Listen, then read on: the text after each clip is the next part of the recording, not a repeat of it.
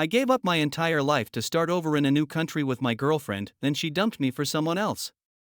I, 28 male, never thought I'd be the kind of guy to throw everything away for love. I was always the practical one, the guy who played it safe, who thought things through before making big decisions. But when my girlfriend, 27 female, told me she wanted to leave everything behind and start a new life in another country, I didn't hesitate. She made it sound like a dream, just the two of us, free from the stress of our old lives, building something together from scratch. And I believed her.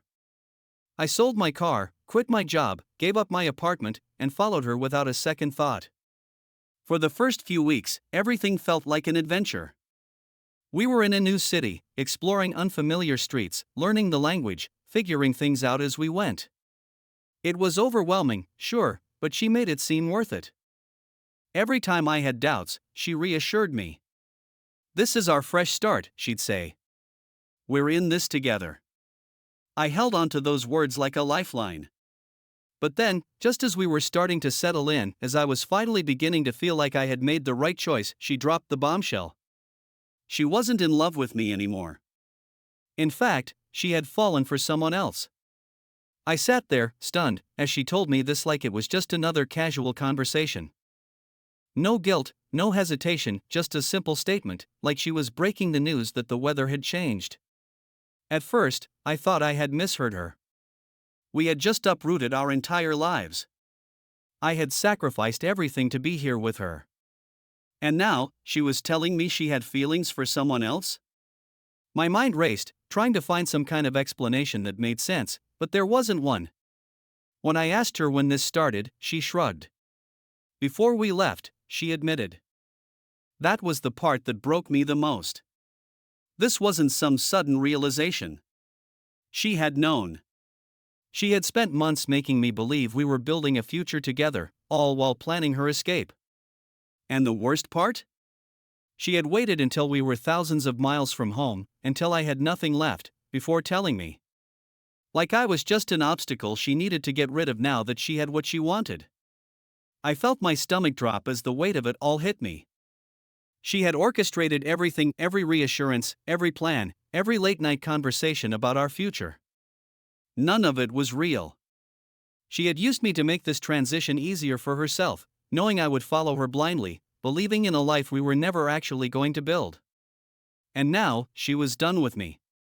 Just like that. No apology, no attempt to soften the blow, just a quiet expectation that I would simply accept it and figure things out on my own. I asked her where that left me. I had no job, no home, no real connections in this country. Everything I had built for myself before, I had willingly left behind for her. She barely looked up from her phone as she said, "You'll figure something out." That was when I knew she had never actually cared what happened to me. The girl I had loved, the person I had trusted with everything, wasn't the same one sitting in front of me now. Maybe she never was.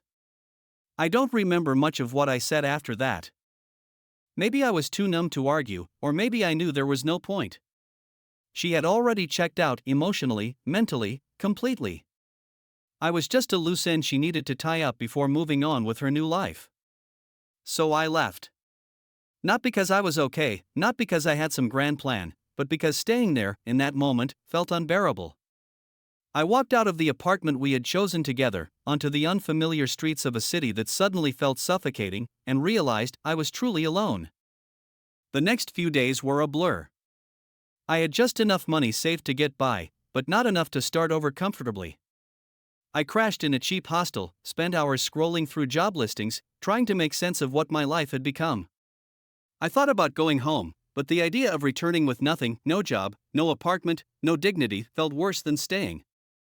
Everyone had warned me that following someone blindly was a mistake, but I never imagined I'd become one of those cautionary tales. At first, I was paralyzed by the weight of it all. Every time I tried to sleep, my mind replayed everything, how easily she had discarded me, how calculated it all felt. I kept wondering if there had been signs I had ignored, moments where I should have realized she was never planning to stay. But what did it matter now? I was stuck in a foreign country with no safety net, no clear way forward. The only thing I could do was survive. So, I forced myself to stop dwelling and start acting. I picked up any work I could find, under the table gigs, odd jobs, anything to keep me afloat. It was humbling, borderline humiliating at times, but it was better than sitting around feeling sorry for myself. And as the weeks passed, something strange happened. I started to feel free. For the first time in years, I wasn't shaping my life around someone else's plans. I wasn't compromising, sacrificing, or waiting for validation. I was just existing on my own terms, rebuilding from nothing. And despite everything, that realization was liberating. It wasn't easy, and there were plenty of nights when the weight of it all still hit me. The loneliness, the uncertainty, the anger, it didn't just disappear. But little by little, I stopped thinking about her. At first, it was just minutes at a time, then hours, then whole days where she barely crossed my mind. The bitterness was still there, but it wasn't the center of my life anymore. I had bigger things to focus on. Eventually, I found a more stable job. Nothing glamorous, but enough to get me out of the hostel and into a small apartment of my own. For the first time since arriving, I felt like I had some control over my life again.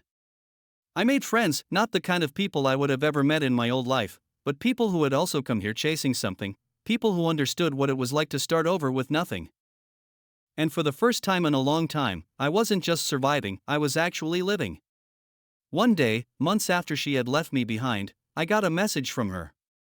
Just seeing her name on my screen made my stomach tighten. I hesitated before opening it, already knowing it wouldn't be an apology. She had never been the type to admit when she was wrong. And I was right. It was a casual, almost breezy message. "Hey, how have you been? Hope you're doing well." Like nothing had happened. Like she hadn't destroyed my life and expected me to just move on without a second thought. For a brief moment, I considered responding. Not because I missed her, but because I wanted to know, had her perfect new life worked out? Was she happy with the person she had thrown everything away for? Did she regret it at all? But then I realized something: I didn't actually care. Her choices, her regrets, whatever mess she had gotten herself into, it wasn't my problem anymore. So I did the one thing I never thought I'd be strong enough to do. I deleted the message and moved on. For the first time, I felt a sense of closure, not because she had reached out, but because I finally understood that I didn't need anything from her. Not an apology, not an explanation, not even revenge. I had already won in the only way that mattered. I had built something real for myself. She had taken everything from me, and yet, here I was, still standing, still moving forward, no longer defined by what she had done. Looking back, I don't regret leaving my old life behind. Not because of her, but because of what it forced me to become. I proved to myself that I could survive the worst kind of betrayal and come out stronger. I built a life on my own terms, not as someone's shadow or afterthought. And now, when I think about her, it's not with anger or sadness. It's just a distant memory, one that no longer has any power over me. It's been a year since she sent that message, and I haven't thought about her in a long time. Not in the way I used to, anyway. I used to wonder if she ever regretted what she did, if she ever realized how selfish and cruel it was. Now, she barely crosses my mind. Life moved on, and so did I. What once felt like the worst thing that had ever happened to me ended up being the best. If she hadn't left me stranded in a foreign country, I never would have been forced to rebuild my life from nothing. And I wouldn't be where I am today. A few months after ignoring her message, I landed a job that actually aligned with my skills and experience, something stable, something that gave me a real future here. It paid well enough for me to upgrade from my tiny apartment, and for the first time in years, I felt like I was standing on solid ground. I made real friends, people I didn't have to shrink myself for. People who saw me as I was and still wanted me around. And somewhere along the way, without even realizing it, I became happy. One night, while out with friends, someone brought up the idea of love and second chances. The old me, the one who had just been abandoned, humiliated, and left to figure things out alone, would have scoffed at the idea. But as I sat there, surrounded by people who had become my new family, I realized something: I wasn't bitter anymore. The anger, the resentment, the need for closure, it was gone. I had stopped defining myself by what she did to me.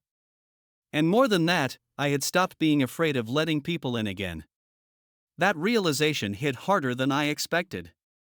For so long, I had convinced myself that trusting someone again would be impossible, that love was just another trap waiting to be sprung. But I was wrong. And life, as if testing me, threw something unexpected my way. I met someone. It wasn't some grand, dramatic romance, nothing out of a movie, just small, easy conversations that turned into something more. At first, I kept my walls up, afraid of repeating the past. But this time, it was different. There were no games, no manipulation, no sense that I was just being used. Just real, steady, genuine connection. At first, I hesitated, unsure if I was ready to open myself up again. The last time I trusted someone with my future, I was left with nothing. But this wasn't the same. There was no pressure, no rush, just someone who showed up for me in ways I never had to question. It felt strange, almost unfamiliar, to be with someone who didn't make me second guess every word, every action. And that's when I knew I wasn't just moving on, I had already moved on. One night, while we were walking home from dinner, she asked me about my past. Not in an intrusive way, just curious. I told her everything, how I had followed someone blindly, how I had been abandoned the second I was no longer useful. I expected pity or even shock, but she just listened. And when I finished, she said something that stuck with me: "You didn't lose everything. You just lost what was never real to begin with." And for the first time, I truly believed it. Her words stayed with me long after that night. I had spent so much time believing that I had been ruined by what happened, that I had lost something irreplaceable. But she was right, I hadn't lost anything real. What I had built with my ex was an illusion, something fragile that crumbled the moment it no longer served her. What I had now, my independence, my friendships, and maybe even something deeper with this new person, was real. It was built on trust, not manipulation. On choice, not obligation. Not long after that conversation, I got another message. This time, it wasn't just a casual check-in, it was an apology. A real one. My ex admitted that she had been selfish, that she had used me, that she hadn't thought about how much she was hurting me at the time. Maybe she expected me to respond, to give her some kind of closure. But I didn't need to. Her guilt wasn't my responsibility. I read her words, let them sink in for a moment, then deleted the message without a second thought. I had already closed that chapter now, I was just writing a better one. I didn't feel triumph when I deleted her message. No satisfaction, no sense of revenge. Just peace. That was the difference between then and now. Before, I would have obsessed over what to say, over whether I should make her feel the way she made me feel. But now? She was just a person from my past, a lesson I had already learned. I didn't need her apology to move on. I had done that on my own. Looking back, I see now that losing everything was the best thing that could have happened to me. It forced me to rebuild, to become someone I actually respect. I built a life that was truly mine, one that didn't revolve around proving my worth to someone who never deserved me in the first place. And now, for the first time in a long time, I'm happy. Not in the desperate, fleeting way I used to chase, but in a quiet, steady way that I know will last. Because this time, I built it for myself. It's been another year since I last thought about her, really thought about her.